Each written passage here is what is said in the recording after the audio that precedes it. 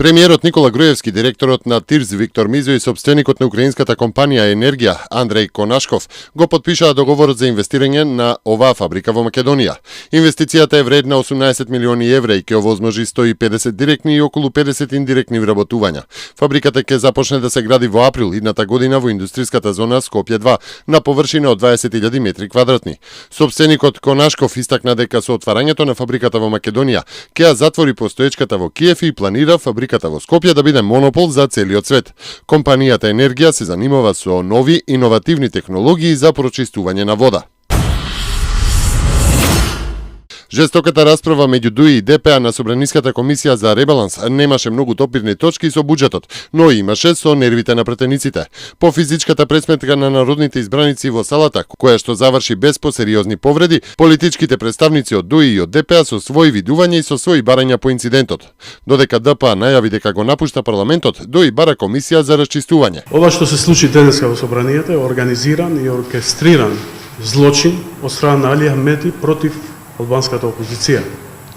Итно бараме да се започне постапката за кривично гонење на овие насилници и криминалци, како што се Талат Джафери, Реджаил Исмаили, Мерван Джемаили, Артан Груби и Муса Ибраим. Ние во меѓувреме ќе преземеме адекватни заштитни мерки од овие насилници и злостодници. Земајќи го во обзир настанатата ситуација, ние нема да присуствуваме на понатамошната работа на Собранието. Исто така ја информираме јавноста дека и покрај насилството и теророт, ние упорно ќе продолжиме да ги браниме албанските интереси. Парламентарната група на Демократската унија за интеграција бара формирање на анкетна комисија која што веднаш ќе го расветли овој случај и ќе одреди одговорност за тие што го иницира, а тие што го иницира се видоа јасно на сите ваши снимки и сите тие што беа присутни, но тоа го сведочеше и целата јавност во Република Македонија. Можете да видите од снимките дека инцидентот го започна пратеникот Орхан Ибраими, кој што навредуваше од говорницата во Комисијата за финансирање и буџет и се упати да се пресмета физички со пратеникот на ДУИ, господинот Реджаил Исмаили, упатувајќи при тоа и погорни зборови. На тоа се придружи и неговиот колега Бекин Фазлио. Тоа е очигледно и можат сите да го видат и во вашите снимки и на снимките во собраниските камери. Експертите велат дека денешното случување нема да има пошироко влијание, односно дека набрзо страстите ќе се смират и дека нема да има последици во пресрет на Берлинскиот самит или пак извештајот на Европската комисија.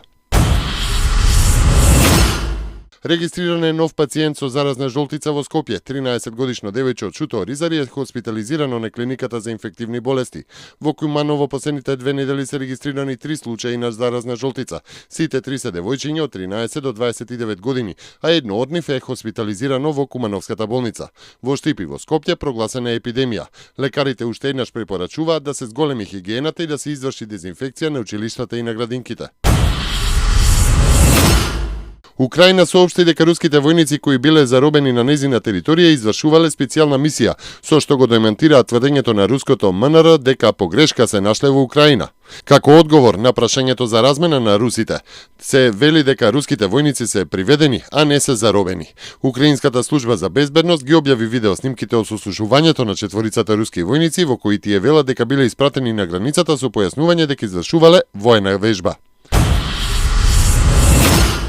Оригиналниот Ice Bucket Challenge доби индиски пандан Rice Bucket Challenge, односно популарноста на ледениот предизвик во Индија предизвика ист третман, но предизвикот е да се сподели кофа полна со ориз за оние кои што навистина им е потребна. Индија е земјата каде што гладта е на алармантно ниво, односно е прва на листата на сиромаштија по африканските држави. Акцијата започна на интернет, а за кусо време достигна над 27.000 подржувачи. Во неа, исто како и во ледениот предизвик, се приклучија индиските богати и популарни лица, што секако ја зголеми и ја прошири акцијата.